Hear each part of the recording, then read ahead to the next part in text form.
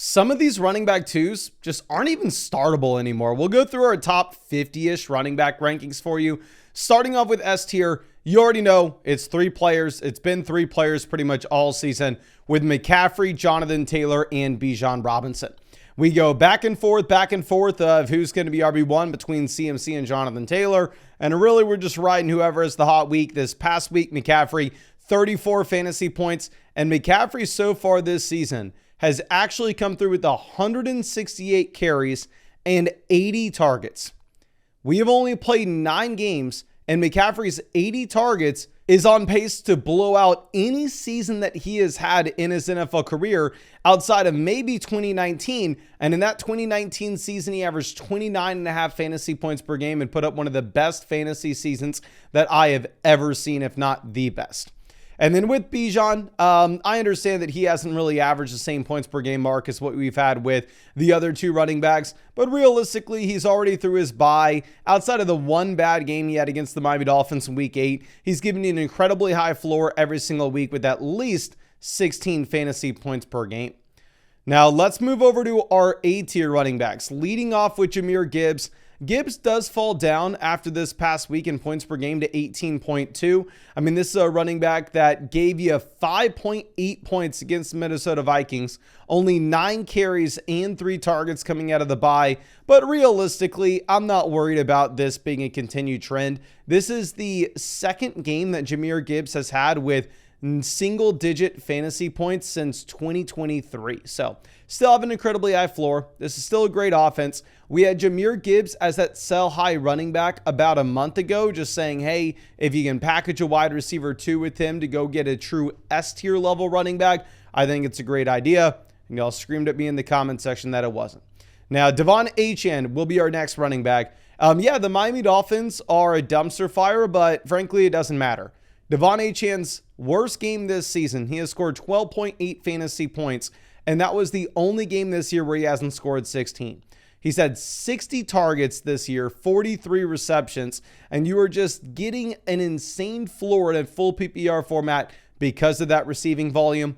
Going over and looking at James Cook doesn't have anything close to the same level of volume that you have as a receiver as Achane does, where James Cook is averaging only 1.9 targets per game, but his actual rushing yards per game is up at 108. And obviously, most weeks for James Cook, you are going to be walking away with the rushing touchdown. This past week, I was very lucky to have those rushing touchdowns going in the direction of Josh Allen. And as somebody who's starting Josh Allen in fantasy every week, I hope that's the case going into the future, but it won't be. Now, Josh Jacobs and Saquon Barkley are my running back 1, running back 2 on my own fantasy team.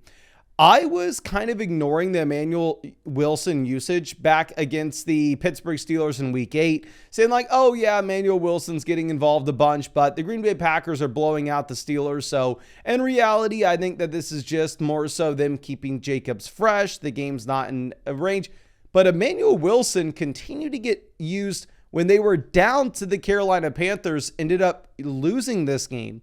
Now, am I going to sit here and cry about it? No, Jacobs had 22 opportunities, but it is something to continue to keep your eyes on. But we know that Josh Jacobs is going to be scoring a touchdown most weeks. We've only played 8 games this season for Jacobs, and he's already had a total of 10 rushing touchdowns.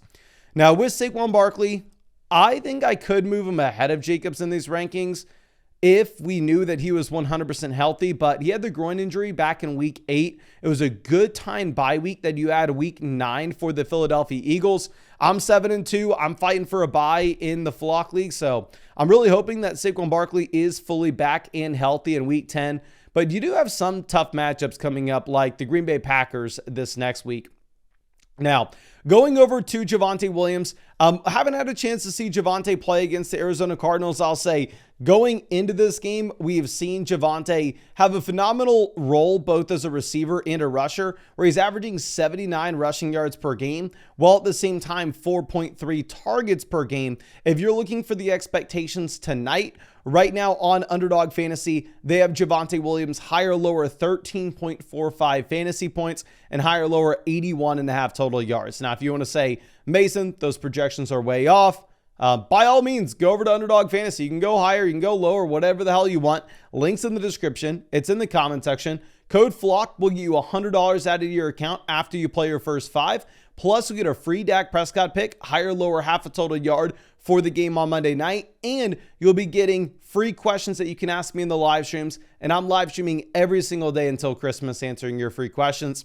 Now, Kyren Williams will be our next running back. The Los Angeles Rams are incredible. And here you have Kyren with 17.4 points. But the issue that I would have with Kyren is you don't have the same receiving involvement that you do with some of the other running backs in this range, such as Javonte. But you do have the touchdown upside most weeks. Now, Derrick Henry, obviously, was much lower than this when you had no Lamar Jackson in our rankings. But now that Lamar is back in, just going to be a much better offense. Like Derrick Henry this past week was kind of letting you down with the only 13.1 fantasy points. But in reality, I think you can rank him as a must-start running back every week going into the future. With how good this Baltimore Ravens offense is, there should be touchdown upside. Now, Bucky Irving is the number one player that I am wanting to see the injury report for this week. Like, I have no idea if we are going to be getting Bucky Irving back in week 10 or if he's coming back at all. He's dealing with a multitude of injuries. We have been completely left out of the situation in terms of this team telling us what's going on. So I have no idea if Bucky's healthy or not. If he's not at practice, we'll probably move him down a tier in these rankings. But if he's back practicing in full on Wednesday, I can tell you he's probably going to move up to A tier, which we'll keep these rankings updated in all the live streams. So just make sure you subscribe to the channel. And obviously all these ranks are on flockfantasy.com. Now, Ashton Jeanty does finally come through and just monopolize everything in this backfield for the Raiders, where he doesn't let another running back touch the ball. You have 18 opportunities, almost 20 points scored. And what I was most excited about is seeing the 47 receiving yards for Ashton Jeanty, which was the highest mark that we have had so far in his NFL career. Right now, he is averaging only 3.1 targets per game, but that is 100% trending in the right direction. And then obviously, Rico Dowdle is trending in the right direction as well. It may be just Rico Dowdle's the most talented running back in the league. And maybe outside of Jonathan Taylor, maybe outside of Christian McCaffrey, Jahmyr Gibbs. But then after that, Rico Dowdle looks like a top 5 talent at the running back position. And I'm saying that halfway joking, but in reality, like, this dude has had 3 weeks with the opportunity to be the actual starting running back for the Carolina Panthers, where they're not trying to mess around and get Chuba Hubbard involved for God knows what reason. And in those 3 weeks against the Miami Dolphins, he ran for 206 rushing yards, 28 receiving yards. Against the Dallas Cowboys, he had 183 rushing yards, 56 receiving yards. And then against the Green Bay Packers, which obviously much tougher defense to play against than Miami and Dallas, 130 rushing yards. Absolutely incredible. This coaching staff told us coming into the week, Rico Dowdle's now our starting running back. We are done with the Chuba Hubbard experience. And it looks like we can fully believe them at this point. And Rico Dowdle, honestly, would be much, much higher in these rankings if we didn't have to put an artificial cap on him like we are doing with Ashton Jeanty, like we are doing with Breece Hall here as well, just because the offense is so bad. But yeah, Breece Hall, I mean, obviously, before the bye week, he's dropped 33 points against the Cincinnati Bengals. But it's the only game this season where he's had 20 points. Now, I believe the NFL trade deadline is either this week or next week. And Breece Hall has been the number one running back that's been discussed as a potential trade target for these teams like the Kansas City Chiefs, like the Los Angeles Chargers. So there's an outside chance that this Breece Hall ranking needs to get a dramatic update later this week, which of course I'll do with the dedicated live stream. Then going over and looking at Quinshon Judkins as our next RB. If you wanted to put Judkins in the B tier, I'm not going to fault you for it at all. But the issue is we're dealing with the shoulder injury. We don't have the practice report updates yet in week 10. That is going to be something we need to see. If we are looking at the other red flag that I personally am going to have, is this a running back that's averaging about 8.5 receiving yards per game, and he plays for the Cleveland Browns. So no receiving upside and garbage offense. Now, Marion Hampton is 1 week closer to returning from this injury. He has so far missed weeks 6, 7, 8, 9. So technically, he is eligible to return to the IR in week 10, but they had already told us, hey, Marion Hampton's going to be missing more than 4 weeks. And also, I believe we actually had word that he was still spotted in the walking boot after the Week 8 game against the Minnesota Vikings.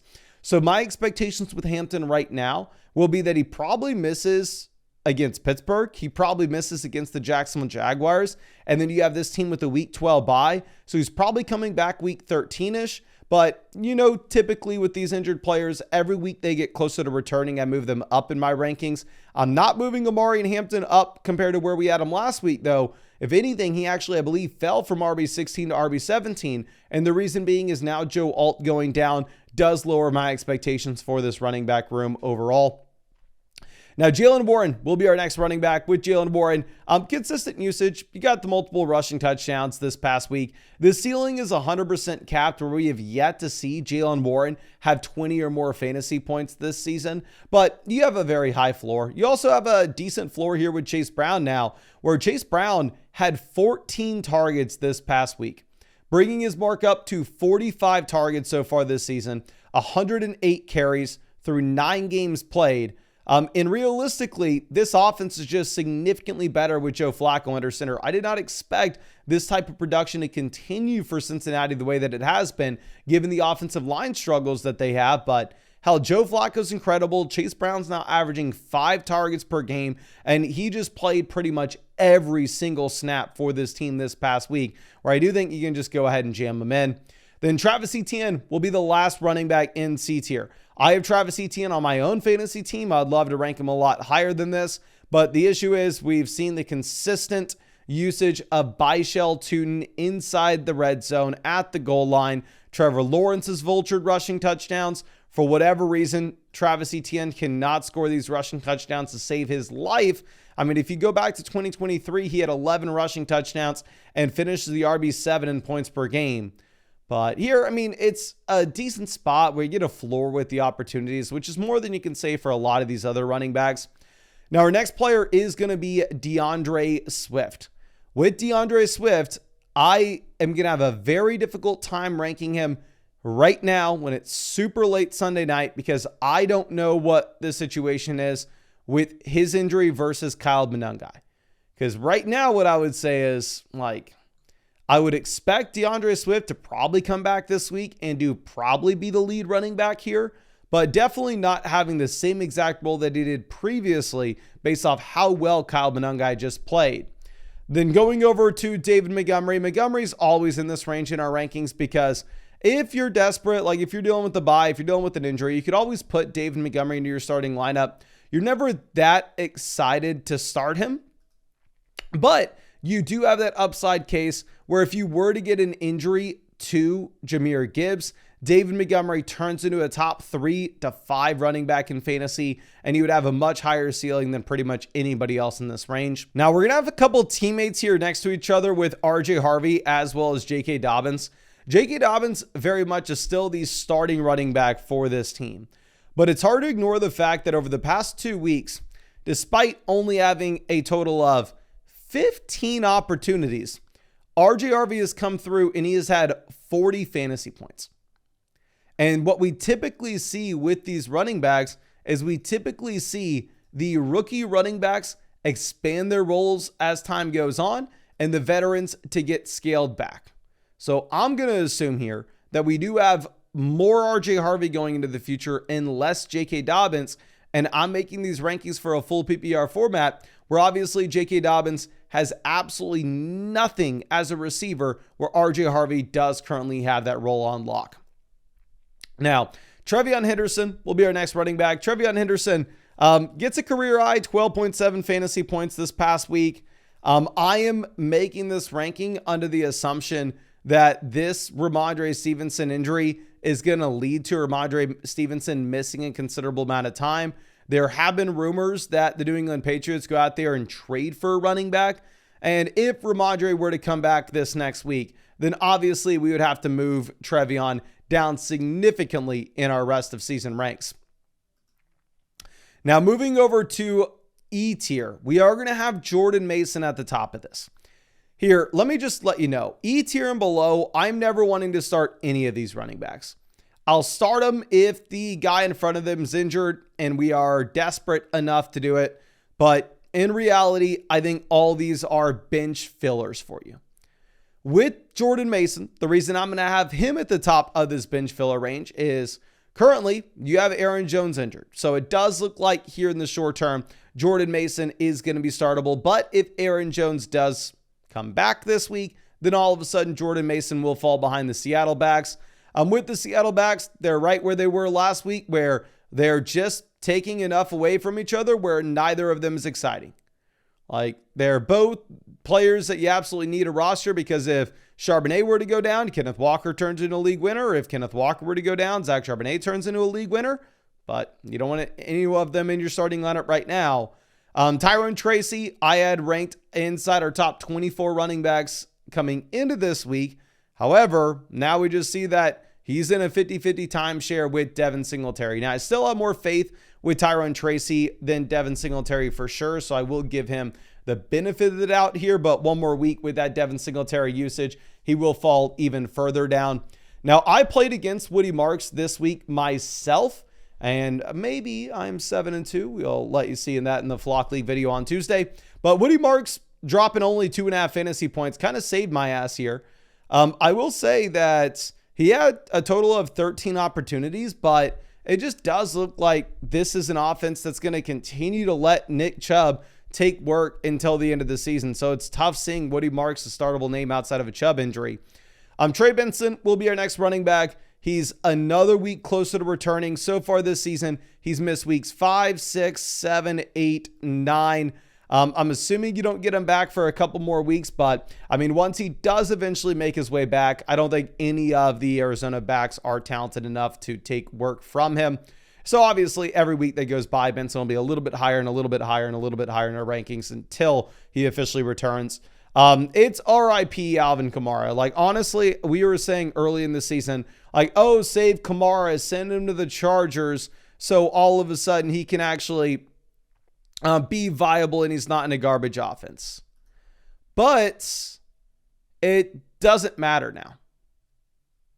Because now if you were to actually look at this, I would say if he got sent to the Chargers, based off how bad he has been this season, I would probably bank Kamani Vidal to be ahead of him. Like, it is horrendous. Career low yards per rush attempt, career low yards per target, not even remotely close. He's averaging 9.2 fantasy points per game right now.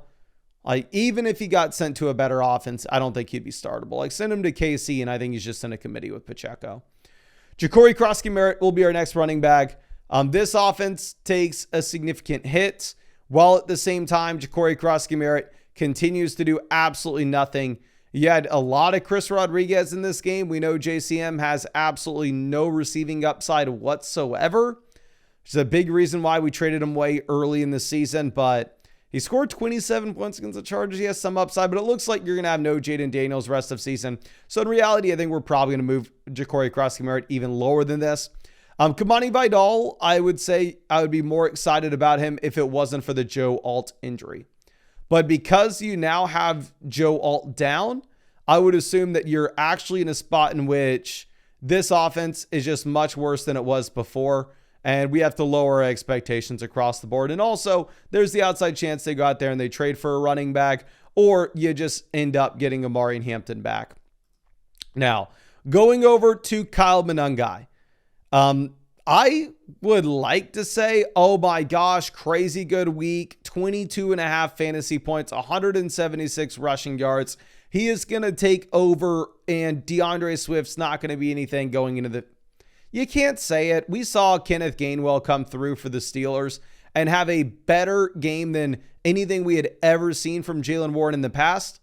And what did the Steelers do? They just went, oh, okay, well, let's go ahead and let's just give Jaylen Warren the role that he had all along. I'm worried that we're going to see the same exact thing here happen with DeAndre Swift and Kyle Monangai. Now, of course, if we were to see DeAndre Swift missing practice this week, Kyle Monangai is going to move up these rankings and DeAndre Swift will fall down.